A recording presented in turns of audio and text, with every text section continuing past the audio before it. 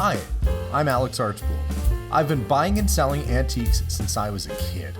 Over the years, generations of our family have gotten involved in the business, and I'll search just about anywhere I can to find hidden treasures both big and small. I never know what I'll turn up next. It's about exploring new places, seeing new sights, and having fun. And even though sometimes I get over my head, we try and make things a little better along the way. This is Curiosity Inc.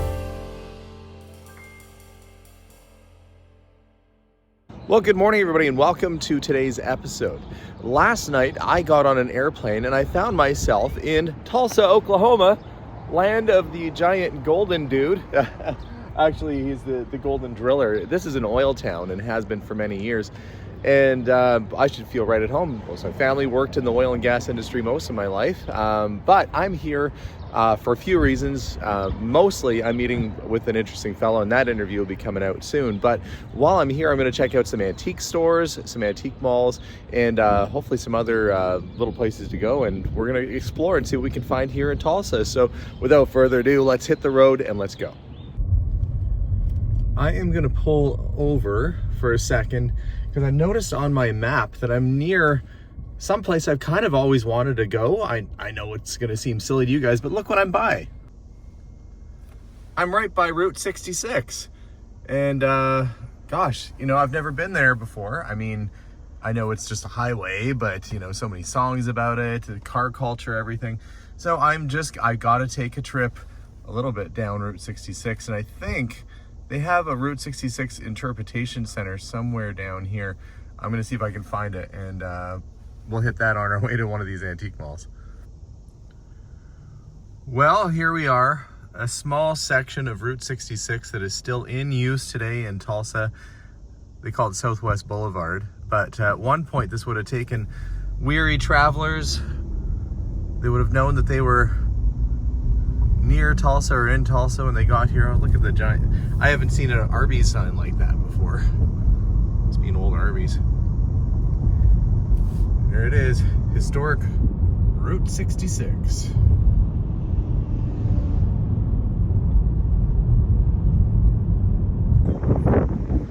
I've stopped along the road here because there's this very cool old Phillips 66 station kind of right at the end of the road, and they have kind of like a heritage center set up over here. They've got the Meteor 4500 train, and it's free to come and check out. So if you're in this area, you can come look at the old oil rig that's right there. They've got the train, the old train station kind of set up, and the cute little gas station. Not much happening this morning because I'm here really early, but it's actually kind of nice that there's no people around. I can just explore and do my thing. But I am going to get a picture of this because that's darn cool. They say the Meteor train here used to provide passenger service to the area. This is absolutely massive. I mean, you don't realize it when you have a toy train set when you're a kid, but each individual wheel here is as tall as me. I'm 6 feet tall, and those are actually, you can't really tell, they're a little bit taller. So these are, that's a big locomotive. Wonder what it'd take to get it fired back up again. Hey Melissa, you think that'll fit in the garage?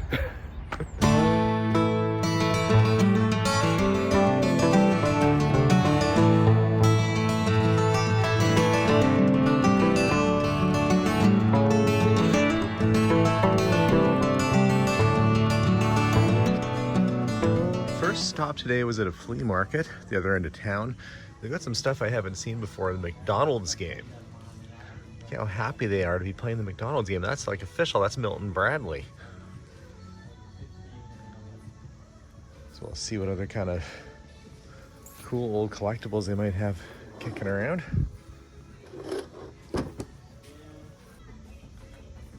I mean, if you needed a VHS player, there's a VHS with a whole bunch of somebody's handmade, handwritten videos. $5 for the whole box. A little harder to find nowadays. I spotted this little case from across the way there. Is there anything in it? No.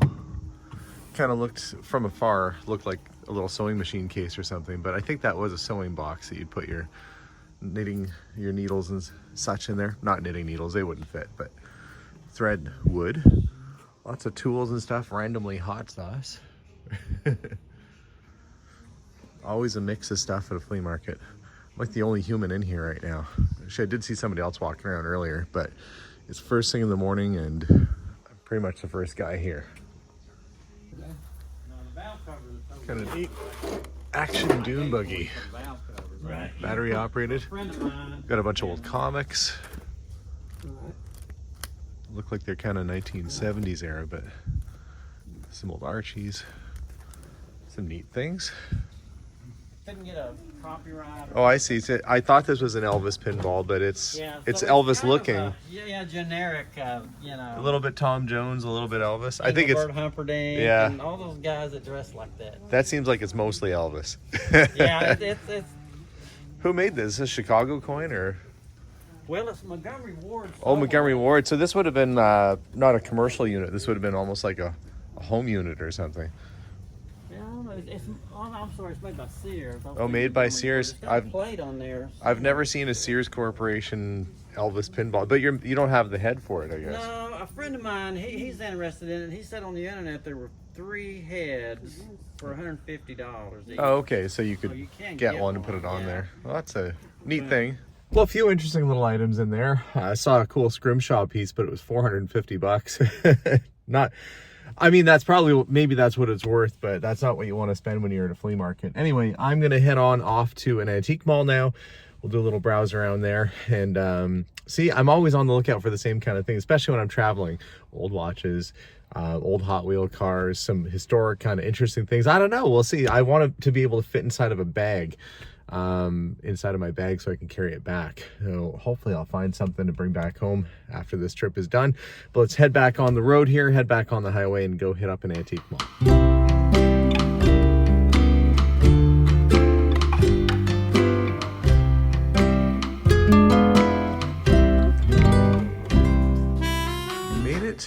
To the antique mall on historic Route 66, and they say they have over 90 vendors in here. A cool funky lucite 70s era sort of chair. That's neat. We're gonna have a little look around here and see what sort of stuff people are collecting in Tulsa. Now this is an older city, so I'd be surprised if we didn't find a few sort of Western things and maybe some cool antique signs and stuff. That's neat. Campfire hop flavored malt syrup. I wonder what that would have tasted like. Malts, hops, and beverage, like beer syrup. It's either probably good or really gross. Kind of a poor old tin Ford Galaxy here, made in Japan. Missing his hubcaps. What are they asking on that? $25. That's probably all right, I guess. There's these, those are replicas of the 60s or 70s Star Trek figures. Oh, cool. Little, those are generally candy jars. When you see them like that, glass, they would have been given out at Christmas time full of little candies. Okay, let's keep looking. Oh, so that's like a 1950s Triumph motorcycle. Wonder if it's dated. There's only one side of it, but it's original. If you're missing your emblem off your tank, you probably need that. License plates.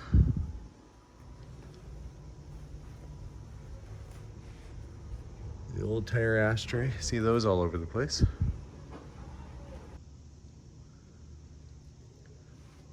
Sometimes it can be hard for an antique vendor, especially when your booth is around the corner, to get ahead. But this fellow's found several ways to get ahead. I guess they must be like Halloween sort of heads. Oh gosh, I used to have one of these. I mailed away for one almost exactly like that when I was a kid. I wonder what happened to it. David Hasselhoff. I don't even know if he really signed it, but I was a big fan of Knight Rider back in the 80s, and I sent away, and somewhere out there's one that says, "To Alexander, from David Hasselhoff. Oh, look, the old ice cube tray that you break open, you snap the cubes out. Well, this whole booth is nothing but jewelry for $5 a piece. I wonder, could a person luck out and find a nice piece of, you know, Sherman costume jewelry or something here for $5? I guess you'd really have to look.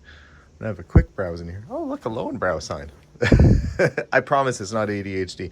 I just think that's neat. Random advertising sign mixed in here. Just bags and bags and bags of jewelry. You would think that with all this stuff, there would be bound to be one thing that's 925 silver or sterling or a good piece of costume jewelry. How many of you watching at home probably want to dig through all this stuff and see what you could find? Price is certainly right, or it's even better if you buy 6 pieces, 6 for $20. But I'm assuming that if these guys deal in this stuff professionally, that they've probably looked through with a loop and picked out anything really, really good. That's an older costume piece.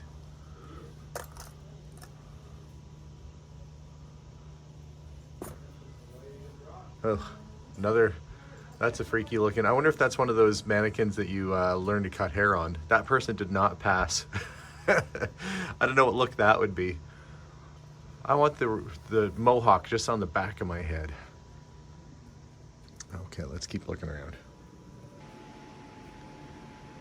I was looking at this booth here and I saw, okay, there's a Firestone tire ashtray, some old things. And then I saw this, I'm like, oh my gosh, $139, I almost lost my mind. But it's a reproduction of a Spartan Bluebird radio. I actually have the real thing at home, which I think the mirror on mine is a little bit bigger than that, but it's really, really similar. But if that was a real Spartan Bluebird, you'd be looking at, you know, a couple $1,000s for a radio like that. But even so, as a replica, it's funny, these little bars, there's 2 missing there. I'm actually missing one of those little bars on mine. I've got to find one somewhere. Yeah, I'll find a parts one at some point. But yeah, that would have been I mean, even for a replica, that's not a bad price. But if that was real, I'd be finding a way to bring that back.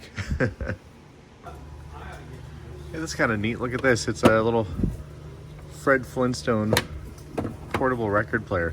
They say as is. My sister Heather is a big Flintstones fan. I've not seen one of those before. That's kind of a neat piece. Have seen that. This is a radio too. The wheel on the other side, I think, oh, that's your volume, and then you change your stations on the other side.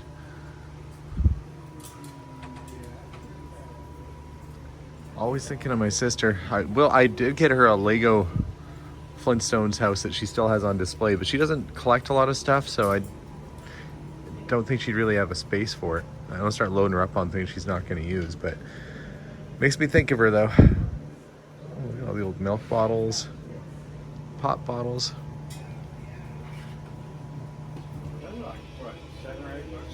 Interesting little assortment here. This is the right way to display uranium glass. See how it glows?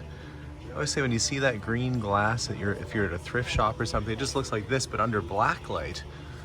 It's just the neatest thing ever. And still very collectible. People have a showcase in their house all set up like this, and it makes a nice little display, usable display. Well, that is one fancy cream separator. I don't know if somebody did all this sort of plating on here. You don't normally see them with the gold plating like that. Normally they're just industrial, like black or red.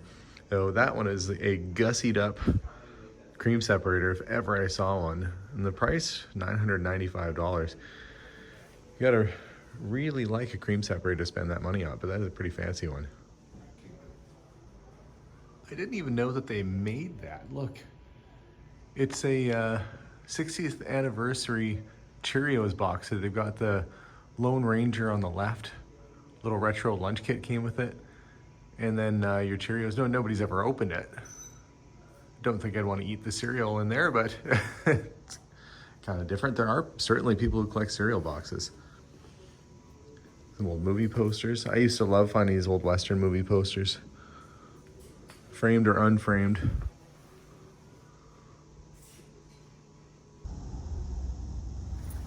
What on earth is this?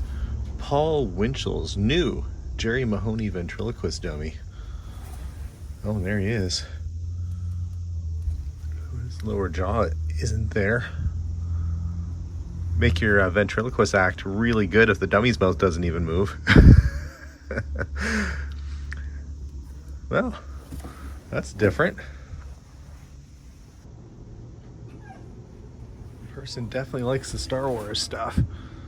The old snap kit of the Rebel base.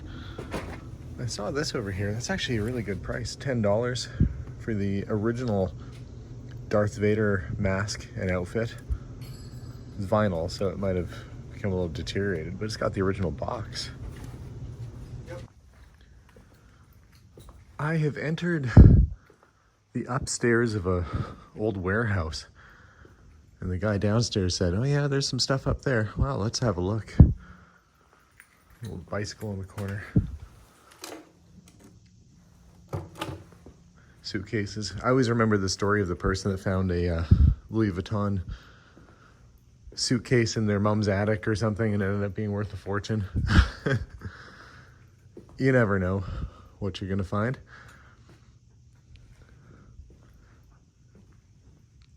Sometimes I look through these buildings and I wonder what the building was originally.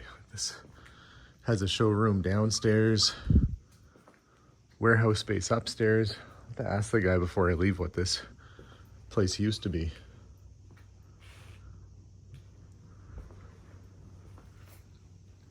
But not super busy up here right now. Little odds and ends. My first pogo stick. My kids had a pogo stick. I wonder what happened to that thing. They used to leave giant aeration holes in the yard hopping around when the grass was soggy. They had to put an end to that. I should ask them where their pogo stick went. One of those things that's gone by the wayside. Looked like an older doll with the way the head was sewn on, but not the case. Okay, I'm gonna run back downstairs. I do have a watch on the counter that I'm gonna buy. And then we'll keep on moving. Well, he told me what this was, and I guess if I would have looked, you could see it says motors underneath. This used to be in the 1950s, it was a Buick dealership. And then it became a Honda dealership in the 90s, and now it's this, but that's why it has such a big showroom space. And I guess you would have had the new cars parked out front here. Kind of neat, and this is right on Route 66.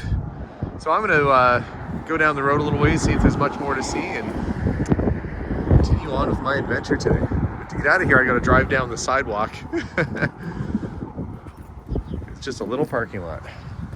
All this driving around is getting me hungry. I did buy a little bowl of a watch from the last place. I'll show you guys in a sec when I'm not busy, but it looks like there's a cool diner out my window called Tally's on 66. I'm gonna stop there because who doesn't like going to a old-fashioned diner?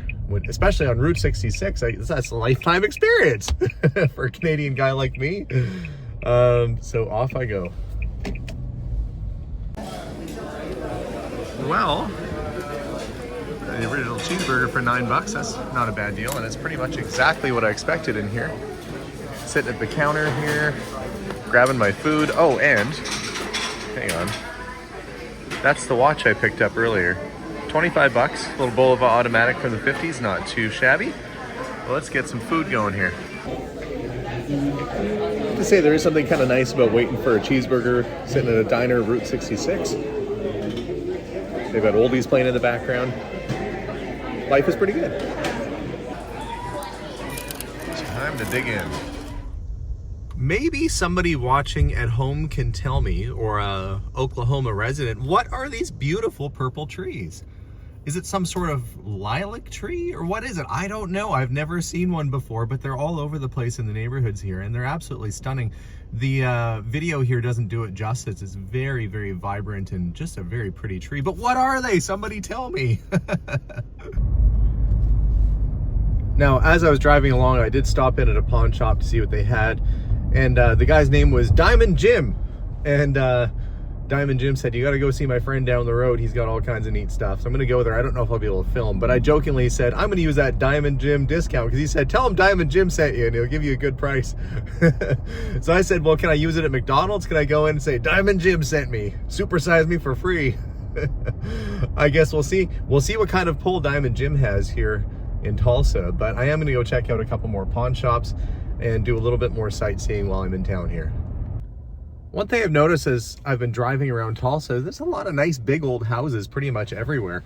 In fact, if I even just kind of work my way down the street, there's that place. Nice. Big brick, they got to do something with the yard. But it even has like a little sort of carriage house in the back. And then there's this place right here, which is like another kind of turn of the century looking mansion. This whole neighborhood is absolutely beautiful. Like these are probably on 1 acre lots. Really pretty town. You can definitely tell there's a lot of history here. I guess I should flip it around and show you guys.